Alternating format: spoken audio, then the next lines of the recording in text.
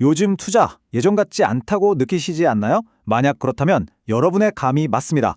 골드만삭스의 피터 오픈하이머는 투자 세계의 규칙이 완전히 뒤바뀌었다고 선언했는데요. 바로 알파 시대가 시작됐다는 겁니다. 오늘 이 새로운 시대가 대체 무엇을 의미하는지, 그리고 우리는 여기서 어떻게 살아남아야 할지 그 핵심 전략을 속 시원하게 파헤쳐 보겠습니다. 아마 이 질문 요즘 정말 많은 분들이 스스로에게 던지고 있을 겁니다. 시장 전체가 함께 올라서 뭘 써도 오르던 그 좋았던 시절, 그 황금기가 정말로 끝난 걸까요? 오늘 이 분석을 통해 그 답을 함께 찾아보시죠. 자, 오늘 우리가 함께 살펴볼 내용입니다. 먼저 왜 옛날 투자 방식이 더는 안 통하는지 진단해보고 지금 우리가 마주한 경제 현실을 분석할 겁니다. 그리고 그 해법인 알파 시대가 뭔지, 그래서 우리는 어떤 전략을 써야 하는지, 마지막으로 AI가 만들어내는 아주 의외의 기회까지 차근차근 짚어보겠습니다. 네, 그럼 바로 첫 번째 이야기부터 시작해 볼까요? 한 시대의 종말이라니 좀 거창하게 들리죠?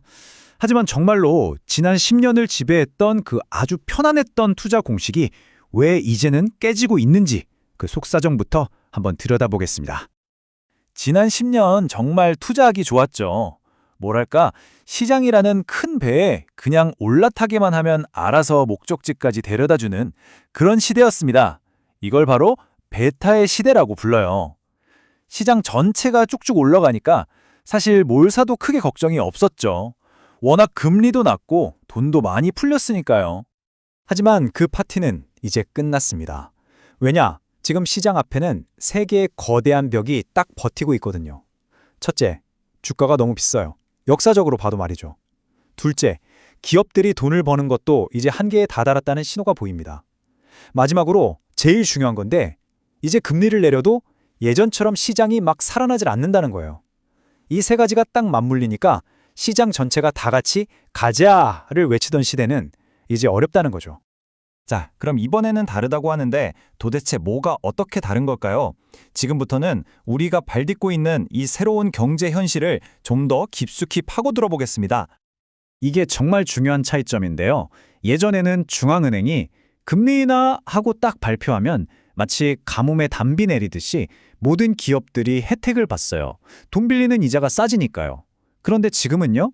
이상하게 단기 금리를 내려도 장기 금리는 꿋꿋하게 버티고 있는 거예요.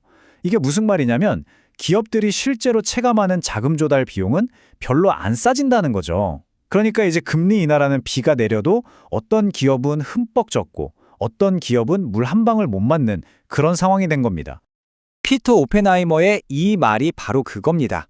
이제 기업 마진에 집중해야 한다. 왜? 이미 벌 만큼 번 기업들이 더 벌기는 힘든데 돈 빌리는 비용도 안 싸져요.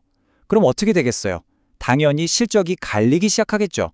잘하는 기업은 더 잘하고 못하는 기업은 힘들어지는 진짜 옥석 가리기가 시작된 겁니다. 자, 바로 여기입니다. 이제 이야기가 확 바뀝니다.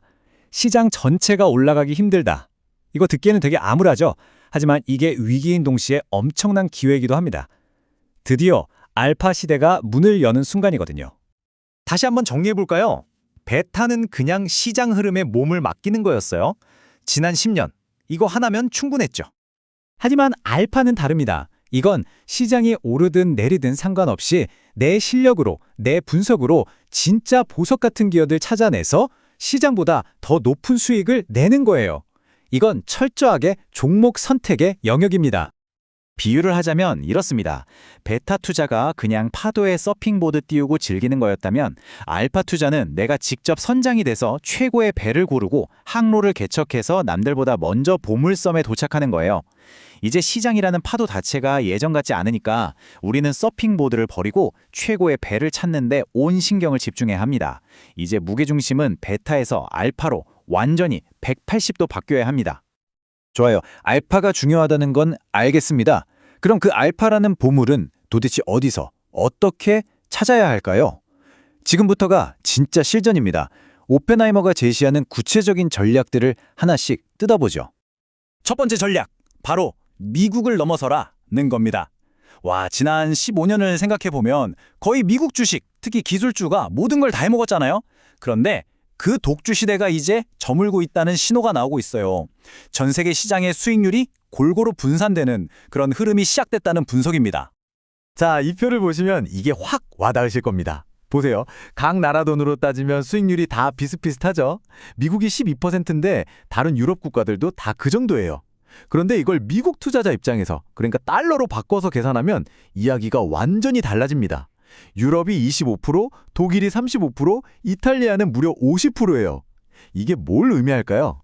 이제 해외 투자가 단순히 위험을 줄이는 수단이 아니라 시장을 이기는 알파를 만들어내는 아주 강력한 무기가 될 수 있다는 걸 보여주는 거죠.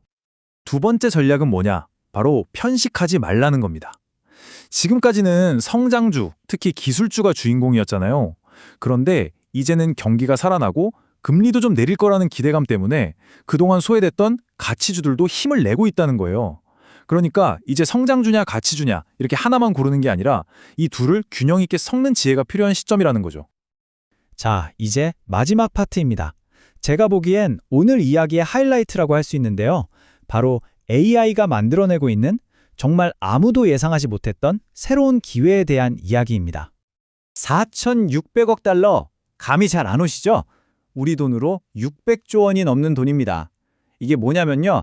내년 한 해 동안 주요 빅테크 기업들이 AI 때문에 쏟아붓겠다고 한 설비 투자 금액이에요. 이건 그냥 AI 기업들이 이제 단순한 소프트웨어 회사가 아니라는 선언과도 같아요. 굴뚝산업처럼 엄청난 돈을 쏟아붓는 거대한 장치 산업이 되어가고 있다는 거죠. 여기서부터 정말 재미있는 일이 벌어집니다. 한번 상상해 보세요. 1단계. AI 기업들이 이 어마어마한 돈으로 데이터 센터를 미친 듯이 짓습니다. 2단계. 이 데이터 센터는 전기를 먹는 하마예요. 상상을 초월하는 전기를 빨아들입니다. 자, 그럼 3단계는 뭘까요? 이 전기를 누가 공급하죠? 바로 수십 년간 거들떠보지도 않았던 발전소, 전력망, 건설 같은 아주 오래된 전통 산업들이에요. 결국 최첨단 AI가 가장 낡아 보였던 전통 산업을 다시 살려내는 이런 엄청난 시너지가 지금 만들어지고 있는 겁니다. 정말 놀랍지 않나요? 자, 그럼 오늘 이야기의 결론입니다. 이 혼란스러운 알파 시대에서 살아남고 또 승리하기 위해 우리는 어떤 마음가짐을 가져야 할까요? 핵심만 딱 3가지로 정리해 드릴게요.